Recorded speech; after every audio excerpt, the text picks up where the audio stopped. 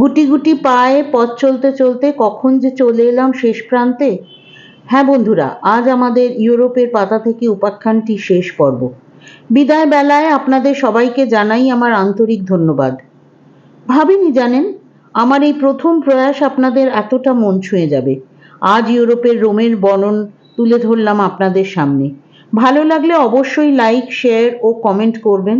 আর যাওয়ার আগে অনুরোধ রইল গল্প কথার আসর চ্যানেলটিকে সাবস্ক্রাইব করার। চলুন শুরু করি আজকের পর্ব, বেলা শেষে রোমে। আমাদের হাতের সময় শেষ হতে চলেছে। সোনালি দিনগুলো যেন বড় তাড়াতাড়ি ফুরিয়ে এলো। হাতে গোনা আর কয়েকটা মাত্র দিন ইউরোপে মেয়ের সঙ্গে। আজ শুক্রবার। ওবেলায় আমাদের রোমে যাওয়ার ফ্লাইট। সকাল থেকেই সাজো সাজো রব, কেননা এবারে বরাবরের মতো বিদায় নেব মার্সেই থেকে। তাই এবার পাত্তাড়ি গোটানোর পালা। সমস্ত কিছু মাথা ঠান্ডা করে গুছিয়ে নিয়ে তৈরি হয়ে নিলাম সকাল সকালই। এবারের ফ্লাইটের টিকিটও আমাদের সেই ইউরোপীয় বাজেট এয়ারলাইন্সে। একটু টেনশনেই আছি আমরা, গতবারের যা অভিজ্ঞতা। যদিও এবার আমরা প্রায়োরিটি চেকিং করব, এয়ারপোর্টে পৌঁছলাম সময়ের বেশ কিছুটা আগে, আর কোনো অঘটন যাতে না ঘটে। এয়ারপোর্টে কিন্তু ঘটনাচক্রে বা কায়দা কানুনে পারদর্শী হয়ে ওঠা সুবাদে সমস্ত কাজ বেশ নির্বিঘ্নে সম্পন্ন হলো। ফ্লাইটের অভিজ্ঞতাও মন্দ না। নির্দিষ্ট সময় উড়ানের যথাস্থানে গদিয়ান হওয়া গেল। মার্সেই থেকে রোম পৌঁছতে সময় লাগে মোটামুটি 1.5 ঘন্টা মতো। শেষবারের মতো মার্সেইয়ের এক রাশ নীল জলরাশিকে বিদায় জানিয়ে উড়ে গেলাম আকাশে। সেখানে ভাসতে ভাসতেই কোথা দিয়ে যে সময় কেটে গেল টের পেলাম না। হঠাৎই নজরে এলো গোলাকার বিশাল এক শহরের অবয়ব। এই কি রোম? ইতালীয় ভাষায় আদরের নাম রোমা। আমার অনুমান সত্যি হলো। নীল আকাশে এক পাঁজা মেঘের মধ্যে ভাসতে ভাসতে ওই দিকেই চললাম আমরা। একসময় উড়ান ঘুরতে ঘুরতে নামতেও শুরু করলো। অবশেষে মাটি ছুঁল রোমের। এয়ারপোর্টটির নাম সিএমপিনো এয়ারপোর্ট। সমস্ত বাজেট এয়ারলাইন্সের বন্দর এটি। বেশ খোলামেলা এবং খেলানো এয়ারপোর্ট। লাগেজ জোগাড় করে এক জায়গায় এসে বসলাম। একটু ফ্রেশ হয়ে বাইরে বেরিয়ে নির্দেশিত স্থানে পৌঁছে ট্যাক্সির জন্য বেশ অনেকক্ষণ অপেক্ষা করতে হলো। বোধহয় রাস্তায় ভিড় ছিল, তাই ট্যাক্সি আসতে সময় নিল। বিকেল এখন প্রায় 4টে বাজে। গন্তব্য আমাদের ইজি রোম গেস্ট হাউস। পৌঁছতে প্রায় 1 ঘন্টা সময় নিল। ক্যাব ড্রাইভার বেশ মিশুকে। আমরা পর্যটক জেনে যথাসম্ভব রোম সম্বন্ধে আমাদের অবহিত করেছেন, যাতে আমাদের কোনো অসুবিধে না হয়। রোম ইতালির রাজধানী, ইউরোপীয় ইউনিয়নের 3য় জনবহুল শহর। ইতালি পেনিনসুলার লেজিও অঞ্চলের মধ্যে পশ্চিম ভাগে অবস্থিত এই রোম। পাহাড়ের মাথায় টাইবার বা টিবিয়া নদীর ধারে গড়ে ওঠে প্রথম রোম সভ্যতা। পরবর্তীকালে 7টি পাহাড়ের ওপর বিভিন্ন রাজারা বিভিন্ন সময় রোমকে গড়ে তোলেন, তাই রোমকে অনেক সময় সিটি অফ 7 হিলস বলা হয়। এখন এনিয়ন নদীও রোমের মধ্যে দিয়ে প্রবাহিত। টারেনিয়ান সমুদ্রের থেকে এই শহরের দূরত্ব মাত্র 28 কিলোমিটার। পশ্চিমী সভ্যতা এবং খ্রিস্টান কালচারের জনক এই রোম। ক্যাথলিক চার্চের মেন সেন্টারও এই রোম। ছোট থেকে শুনে এসেছি Rome was not built in a day. ভাবলে শিহরণ জাগে। 2800 বছরের ইতিহাস জড়িয়ে আছে এই রোমে। আনুমানিক খ্রিস্ট জন্মে 753 বছর আগে রোমের গোড়াপত্তন শুরু হয়। ঐতিহাসিকদের মতে 14,000 বছর আগে রোমের অস্তিত্বের প্রমাণ পাওয়া যায়। আর 10,000 বছরের ইতিহাসে মানুষের অস্তিত্বের সন্ধান। রোম মানেই এক প্রাচীন সভ্যতা। রোম মানে রোমান ক্যাথলিক চার্চ। রোম মানে শিল্প ও বৌদ্ধিক বিকাশের এক শিখরচূড়া। রোম মানে এক চূড়ান্ত স্বপ্নের শহর। কত সহস্র বছর ধরে রোম ছিল ইউরোপীয় সমস্ত সভ্যতার ভাগ্যনিয়ন্তা। রোমের মাটিতে পা রেখে বুঝতে অসুবিধে হয় না একটা সময়ের দোর্দণ্ড প্রতাপ রোমের প্রতিপত্তির কথা। তবে কালের নিয়মে অবক্ষয় তো স্বাভাবিক। রোম সভ্যতায় তাই আজ ভাটার টান। হয়তো অর্থনৈতিক অবনয়ন ও অবক্ষয়ের একটি বিশেষ কারণ, কিন্তু যুগ যুগ ধরে যে ছিল পাশ্চাত্য সভ্যতার ধারক ও বাহক, আজ তার মালিন্যে আর যাই হোক, তাকে করুণা করার ধৃষ্টতা আমাদের শোভা পায় না। চক্রবৎ পরিবর্তন্তে সুখানি চ দুঃখানি চ। রোমের মানচিত্রে দুটো চিত্র আমাদের নজরে আসে, বৃত্তাকারে সজ্জিত প্রাচীন রোম আর বৃত্তের বাইরে আধুনিক সজ্জায় সজ্জিত কিছু বহুতল ঘরবাড়ি। তবে শহরের বেশিটাই উঁচু পরিখার আড়ালে প্রাচীন সভ্যতার ঝলক। চতুর্দিকে প্রাসাদোপম অট্টালিকা, পাথর খোদাই করা চার্চ, গম্বুজ, ক্যাথলিক, সবুজে ছাওয়া আদিগন্ত বিস্তৃত বিশাল আকৃতির ময়দান, প্রাচীন আমলের পাথর বিছানো রাস্তা ছড়িয়ে ছুটিয়ে রয়েছে সারা শহর জুড়ে। এয়ারপোর্ট থেকে গেস্ট হাউস যাওয়ার রাস্তায় সমানে জরিপ করে চলেছে আমার দুটি চোখ। প্রায় ঘন্টাখানেক লাগলো ইজি রোম গেস্ট হাউসে পৌঁছতে। অঞ্চলটির নাম ভায়া মিলাদ। আমাদের হোটেলটিও একটি বিশাল আকৃতির বিল্ডিং এর মধ্যে অবস্থিত। বেশ পুরনো আমলের, ঢোকার গেটটিও বিশাল, সম্পূর্ণ লোহার তৈরি, তা বুঝতে অসুবিধা হয় না। কিছুক্ষণ অপেক্ষা করতে হলো। গেটের বাইরে চাবি আনতে যেতে হয়েছিল অনতি দূরে একটি ক্যাসিনোতে, যেখানে গেস্ট হাউসের মালিকের অফিস। তবে শুধু চাবি না, সশরীরে উনি এবং ওনার অফিসের এক সাহায্যকারিণী এসেছিলেন আমাদের গেস্ট হাউসে অধিষ্ঠিত করতে। বুঝিয়ে দিয়েছিলেন কিভাবে ঢুকতে হয় আর কতটুকু এই গেস্ট হাউসের এখতিয়ার, সবটা। আসলে এই বিল্ডিংয়ে আরো অনেক অফিস বা অন্যান্য গেস্ট হাউস, হোটেল ইত্যাদি সবই একত্রে বিরাজমান। এখানকার এলিভেটরটি ভারী অদ্ভুত। দুপাল্লার একটি কাঁচের ছোট্ট বাক্স। জরুরি প্রয়োজন ছাড়া ইউরোপে এলিভেটর বড় একটা কেউ ব্যবহার করে না। সিঁড়ি দিয়ে অনায়াস ওঠানামা এখানকার সহজাত, তবে দুর্বল চিত্ত আমার এই ভারতীয় পায়ের পক্ষে পাথর কাটা সিঁড়িতে অনবরত ওঠানামা সত্যিই দুষ্কর। অতএব এলিভেটরই আমার অগতির গতি। তিনতলায় আমাদের গেস্ট হাউস। গেস্ট হাউসের চৌহদ্দির ঢোকার মুখেই এক বিশাল ওপেন কিচেন। রান্নার করার ব্যবস্থা সেখানে নেই বটে, কিন্তু থরে থরে সাজানো আছে জলের বোতল, নানান ধরনের পানীয়, ঝুড়িভর্তি ফল, চকোলেট ইত্যাদি। এখানকার অতিথিরা অনায়াসে এগুলো ব্যবহার করতে পারেন নিখরচায়। তিনটি খাটের একটি বিশাল ঘর আমাদের, রোম্যান্টিক স্টাইলে সাজানো, লাগোয়া ততোধিক বড় একটি স্নানঘর। সব মিলিয়ে ঘরে স্থিত হতে আমাদের বেশ সময় লেগেছিল। ঘড়ির কাঁটা ৮টা ছুঁই ছুঁই, তাই পেটের মধ্যেও ছুঁচো ডনবৈঠক দিতে শুরু করেছে। সকালের পর থেকে তেমন আর কিছু খাওয়া হয়নি কারোরই। এতটা যে দেরি হবে আমাদের হিসেবের মধ্যে ছিল না। বাইরে ঝিরঝিরে বৃষ্টি, তবে আশেপাশেই প্রচুর রেস্তোরাঁ, তাই দূরে কোথাও যেতে হবে না। ডিনারের জন্য হাতের কাছেই পেয়ে গেলাম একটি পাঞ্জাবি রেস্টুরেন্ট। রোমে এসে ইন্ডিয়ান রেস্টুরেন্টে খাওয়ার ইচ্ছা খুব একটা না থাকলেও অন্যান্য রেস্টুরেন্টে এখন উপচে পড়া ভিড়। আগে থেকে বুক না করলে জায়গা পাওয়া মুশকিল। পাঞ্জাবি প্রথা অনুযায়ী যথেষ্ট আতিথেয়তায় আর সুস্বাদু খাবারের আস্বাদে মনটা ভরে গেল। বৃষ্টি তখনও হয়েই চলেছে। অপেক্ষা করে আর লাভ নেই, শুধুই রাত বাড়ছে। তাই ভিজে ভিজেই আমরা সেই রাত্রে হোটেলে ফিরেছিলাম। আজ শনিবার, সারাটা দিন আমাদের হাতে। এখানকার পুরনো রাস্তাগুলো বেশ জনপ্রিয় এবং পর্যটকদের জন্য দর্শনীয় স্থানও বটে। সেই রকমই একটি রাস্তার নাম ট্রাস্টেভেরা। এর সন্ধান মিলেছিল তিন্নিরই এক রোমান বন্ধুর কাছ থেকে। সেখানেই কোনো এক রেস্টুরেন্টে রোমান ব্রেকফাস্ট সেরে শুরু হবে আমাদের আজকের অভিযান। আর গড়িমসি না করে উঠে পড়লাম ঝটপট, তৈরি হয়ে চলে গেলাম ট্রাস্টেভেরা। বেশিক্ষণের রাস্তা না, মিনিট 10 সময় লাগলো ক্যাবে। রোমান ব্রেকফাস্ট, কার্বোনারা ও আনুষাঙ্গিক ছিল আমাদের প্রাতরাশের মুখ্য আকর্ষণ।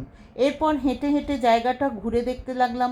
বড় রাস্তার থেকে কিছু দূর গিয়েই পুরনো আমলের পাথর বেছানো গোলকধাঁধার মতো রাস্তা, বেশ সরু সরু, আবার তারই মাঝে চকমেলানো চওড়া চৌমাথা। ভেতরের এই রাস্তায় যানবাহন চলাচল সাধারণত করে না, তবে একেবারেই যে চলাচল নিষিদ্ধ তা কিন্তু না। যাই হোক, আমরা হেঁটেই গেলাম। পথ চলতে চলতে চোখে পড়ল একটি বড় কলসি আকৃতির জলের ভাণ্ড। একসময় মাটির নিচ থেকে জলের স্রোত প্রবাহিত হতো এই কলসির মাধ্যমে। শহরবাসীর পানীয় জলের একটি উৎস হয়তোবা। আজও কিন্তু সেখানে ক্ষীণ জলধারা বিদ্যমান। আরেকটু হেঁটেই সামনে এক গির্জা। ভিতরে ঢোকার লোভ সামলানো গেল না। অপূর্ব সুন্দর কারুকার্য আর গভীর স্তব্ধতা মন টানে। অনেকক্ষণ বসেছিলাম সেখানে, ঘুরে ঘুরে দেখছিলামও যতটুকু দেখা যায়। বেরিয়ে সামনেই এক বিশাল চারমুখী ফোয়ারা, সেখানেও আমরা সময় কাটিয়েছিলাম কিছুক্ষণ। বেশ কিছুক্ষণের জন্য আমরা যেন হারিয়ে গিয়েছিলাম মধ্যযুগীয় সভ্যতার আড়ালে, ছবির মতো রাস্তাগুলো। এরপর আমরা যাব ভাটিকান সিটি, পৃথিবীর ক্ষুদ্রতম দেশ এই রোম শহরের মধ্যিখানে। পর্যটকদের কাছে দুটি কারণে এই ভাটিকান সিটির কদর। এক, ধর্মীয় আর 2 পর্যটন। ভাটিকান সিটির মূল অর্থনীতি দাঁড়িয়েই আছে পর্যটন শিল্পের উপর। টিকিট কেটে ঢুকতে হয় এই দেশে। আমরা আগে থেকেই অনলাইনে টিকিট কেটে রেখেছিলাম, না হলে লাইনে দাঁড়াতে হতো। এখানে দেখার মধ্যে রয়েছে Saint Peter basilica, Saint Peter square, Vatican museum, Sistine chapel, Raphael room. দেশটির আয়তন সাকুল্যে 0.44 স্কোয়ার। ইউনেস্কো থেকে এটিকে ওয়ার্ল্ড হেরিটেজ সাইট হিসাবে চিহ্নিত করা হয়েছে। মাত্র 800 জন বসবাসকারী দেশ এটি। ঠিক মধ্যিখানে সেন্ট পিটার ব্যাসিলিকা, পৃথিবীর বৃহত্তম ব্যাসিলিকা এটি।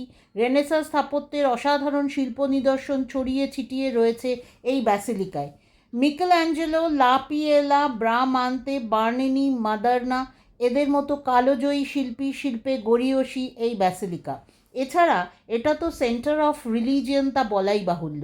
এরপর সিস্টিন চ্যাপেল, ভীষণ ভিড় ছিল সেদিন। এটি একটি মনুমেন্ট, দেয়ালের আর 800 স্কোয়ার মিটার সিলিংয়ের ফ্রেস্কোর কারুকাজ জগৎ বিখ্যাত। 4 বছর ধরে মিকেল অ্যাঞ্জেলোর তৈরি রেনেসাঁস শিল্প নিদর্শন, যা মুহূর্তের জন্য চোখ ফেরাতে দেয় না। এবার আসি ভাটিকান মিউজিয়ামের কথায়। 54 গ্যালারি বিশিষ্ট এই মিউজিয়াম রেনেসাঁস এবং মধ্যযুগীয় শিল্প সম্ভারের সর্ববহুল সংগ্রহশালা এটি। রাফেল, কারাভাগ্গিও, মিকেল অ্যাঞ্জেলো, বার্নিনি এইসব প্রথিতযশা শিল্পীর হস্তশিল্পের বিপুল নিদর্শন এখানে সংরক্ষিত। এরপর আছে Raphael rooms, gallery of maps, Sala Rotonda ইত্যাদি। পন্টিফিশিয়াল প্রাসাদের 3য় তলায় রাফেল রুমস অবস্থিত। রাফেল রুম আসলে দ্বিতীয় পোপ জুলিয়াসের 4 কামরার একটি সুইট। রাফেল একসময় এখানে তার ওয়ার্কশপ করেন এবং পেইন্টিংয়ের কাজ করেন। ঘরগুলির নাম যথাক্রমে room of Constantine, room of Heliodorus, room of Segnatura, room of the fire in the পারবো। সেন্ট পিটার্স ব্যাসিলিকার নিচে আছে রোমান সিমেট্রি, যা মাটি খুঁড়ে উদ্ধার করা হয়েছিল 1940 থেকে 49 সালের মধ্যে। এখানেই পাওয়া গিয়েছিল সেন্ট পিটারের সমাধি। এই জায়গাটির নাম ভাটিকান নেক্রোপলিস। এর সামনে বারান্দার মতো রাস্তা, সেখান দিয়ে হেঁটেছিলেন প্রথম খ্রিশ্চানরা। এই পথে আজও পর্যটকদের অবাধ চলাচলে কোনো বাধা নেই। 15টির মতো সমাধি রয়েছে এখানে। সবশেষে যা আমার মন কেড়েছে তা হলো ভাটিকান গার্ডেন, একের পর এক বাগানের সমাহার যেন। ভাটিকান সিটির অর্ধেকটাই প্রায় জুড়ে রয়েছে এই বাগানের সমারোহ। মধ্যযুগীয় সময়ের কত স্মৃতিসৌধ, নবম শতাব্দীর থেকে শুরু করে আধুনিক সময় পর্যন্ত কত ঘরবাড়ি, কত বাহারি ফোয়ারা, ঘোরানো পেঁচানো ছবির মতো সুন্দর কত রাস্তা, কত রংবাহারি ফুল, আর তারই মাঝে বিরাজমান ওক গাছের সারি। বাগানের মাঝে মাঝেই অপূর্ব সুন্দর স্থাপত্যের নিদর্শন। আর আছে সেই নকল গুহা, যেটা ম্যাডোনাকে উৎসর্গ করা হয়েছিল। খ্রিস্ট ধর্মাবলম্বীদের বড় পবিত্র স্থান এটি। এইবার আমাদের ফেরার পালা। এখান থেকে যাব আমরা ভিলা বার্গেস। রোম শহরে পার্কগুলির একটি বিশেষ গুরুত্ব আছে। মাইলের পর মাইল দিগন্ত বিস্তৃত সবুজের মেলা যেন। তারই সাথে হাতে হাত মিলিয়ে রয়েছে নানা ধরনের স্থাপত্যের মেলা, মিউজিয়াম প্রভৃতি। ভিলা বার্গিস ওই রকমই একটি পার্ক, একটি ল্যান্ডস্কেপ গার্ডেন। এটি রোমের 3য় বৃহৎ পাবলিক পার্ক, প্রায় 80 হেক্টর জমি নিয়ে গড়ে উঠেছে। এই পার্কের ইতিহাসও বহু প্রাচীন। 1605 সালে কার্ডিনাল স্কিপিয়ান ভার্গেস তার ভাইনইয়ার্ডকে একটি বিশাল বাগানে রূপান্তরিত করেন। 1903 সালে এটি রোম কমিউনিটি কিনে নেয় এবং সাধারণ জনগণের জন্য খুলে দেওয়া হয়। হাতে আমাদের সময় বেশি নেই, তাই ভিলা বার্গিসের পুঙ্খানুপুঙ্খ রূপ আস্বাদন করার সুযোগ আমাদের ছিল না। ইলেকট্রিক ট্রাম বা রিক্সা চলাচল করছিল বটে, তবে কেন জানি না আমরা হেঁটে হেঁটে ঘোরাটাকেই শ্রেয় বলে মনে করলাম। হাঁটতে হাঁটতে পৌঁছে গেলাম একটি ছোট্ট চিলড্রেন্স পার্কে। পাশেই কাঁচের ঘেরাটোপে মোড়া অপূর্ব সুন্দর একটি রেস্তোরাঁ আমাদের যেন হাতছানি দিয়ে ডাকলে। উপেক্ষা না করে ঢুকেই পড়লাম। রোম্যান্টিক পরিবেশে রোমান ডিনার, আর কি চাই। মন প্রাণ ভরে গেল আনন্দে। বাইরে অন্ধকার নেমে গেছে। ডিনার সেরে বাইরে বেরিয়ে ট্যাক্সি বুক করতে গিয়ে প্রায় 1 ঘন্টা ধস্তাধস্তির পর বোঝা গেল এখান থেকে ট্যাক্সি পাওয়া যাবে না। লোককে জিজ্ঞাসা করেও বুঝতে পারছিলাম না কিভাবে এখান থেকে বেরোনো যায়। হাঁটতে হাঁটতে বহু সিঁড়ি নেমেও হদিশ খুঁজে পাওয়া যাচ্ছিল না মূল শহরের রাস্তার। অনেক নিচে নামলে তবে হয়তো শহরের নাগাল পাবো। অবশেষে এক জায়গায় থমকে দাঁড়ালাম। রাস্তা দিয়ে দৌড়ে চলেছে প্রাইভেট গাড়ি। কিন্তু ট্যাক্সির দেখা নেই। ট্যাক্সি এখান থেকে পাওয়া যাবে না সে কথাও জানিয়ে গেল পথচারীরা। বুঝলাম কপালে দুর্ভোগ আছে। ওই শীতের মধ্যেও ঘামতে শুরু করেছি আমরা তিনজনে। রাত ক্রমশ বাড়ছে, কিন্তু হঠাৎই দেবদূতের মতো হাজির হলেন এক দম্পতি। ছোট্ট একটি গাড়ি তাদের। আমরা বিদেশি, বিপদে পড়েছি বুঝে লিফট দিতে চাইলেন। হাতে যেন চাঁদ পেলাম। 7-5 না ভেবেই আমরা গাড়িতে উঠে বসলাম। জানতে পারলাম এখান থেকে শহরের দূরত্ব অনেকটা, তবে ভয় নেই, উনি আমাদের সিটি সেন্টারে ছেড়ে দেবেন। সেখান থেকে যেন আমরা ক্যাব নিয়ে হোটেলে ফিরে যাই। তেমনটাই হলো। তবে বিপদ এখনও কাটেনি। পরে বুঝেছিলাম আমাদের কারুর কার্ড থেকে পেমেন্ট করে ট্যাক্সি বুক করা যাচ্ছিল না। অবশেষে তিন্নি সাহায্য নিলেও ইউএসএতে বসে থাকা তিতলির ইউএস কার্ড কাজ করতে পারে এই ভেবে অজানাই শহরে সে যাত্রায় আমরা বেঁচে গিয়েছিলাম তিতলির ইউএস কার্ডের দৌলতে। অবশেষে আমরা ফিরলাম হোটেলে। সেদিনের শেষ ভাগের প্ল্যান বানচাল হয়ে গিয়েছিল এই সব অঘটনের জন্য। কথা ছিল ভিলা বার্গিস থেকে আমরা যাব কলোজিয়াম দেখতে, সে আর হলো না। আজ রবিবার, তিন্নির দুপুরে ফ্লাইট মার্সেই ফেরার। হাতে আর মাত্র কয়েক ঘন্টা সময়। বাইরে অঝোরে বৃষ্টি হচ্ছে। সাত সকালেই বেরিয়ে পড়লাম ছাতা মাথায়। কলোজিয়াম দেখতে হবে যে, না হলে যে আর দেখাই হবে না তিনজনে মিলে। প্রথমে কলোজিয়ামের কাছেই একটি রেস্টুরেন্টে ব্রেকফাস্ট সারলাম, তারপর ছাতা মাথায় দিয়ে কলোজিয়াম দর্শন। বিশ্বের সপ্তম আশ্চর্যের এক আশ্চর্য এই কলোজিয়াম। একটি ডিম্বাকৃতি অ্যাম্ফি থিয়েটার। সেন্ট্রাল রোমের রোমান ফোরামের ঠিক পূর্ব দিকে এর অবস্থান। বিশ্বের সবথেকে প্রাচীন এবং সবথেকে বৃহৎ অ্যাম্ফি থিয়েটার এটি। আজও পৃথিবীর বুকে এটাই বোধহয় সবচেয়ে বড় অ্যাম্ফি থিয়েটার। সৃষ্টির কাজ শুরু হয়েছিল 69 থেকে 79 সালের মধ্যে। পরবর্তীকালে এর অনেক রকমের সংযোজন এবং পরিবর্তন হয়। এই কলোজিয়াম লাইমস্টোন, ভলক্যানিক পাথর এবং ইটের কনক্রিটের তৈরি। ইতিহাসের সাক্ষ্য অনুযায়ী প্রায় 50,000 থেকে 80,000 দর্শকের বসার আসন ছিল এখানে। সেই সময় বহু প্রতিযোগিতা, নানা ধরনের দর্শনীয় অনুষ্ঠান, পশু শিকার, বিভিন্ন রকমের এক্সিবিশন, নাটক অনুষ্ঠিত হতো এখানে। মধ্যযুগীয় ইতিহাসে এই কলোজিয়ামের বহু ব্যবহারের কথা শোনা যায়। এরপর কালের নিয়মে ধীরে ধীরে ধ্বংস হতে থাকে এই বিশাল স্মৃতিসৌধ। একের পর এক ভূমিকম্প এবং পরবর্তীকালে পাথুরে ডাকাতদের অত্যাচারে কলোজিয়াম ধ্বংস হতে থাকে।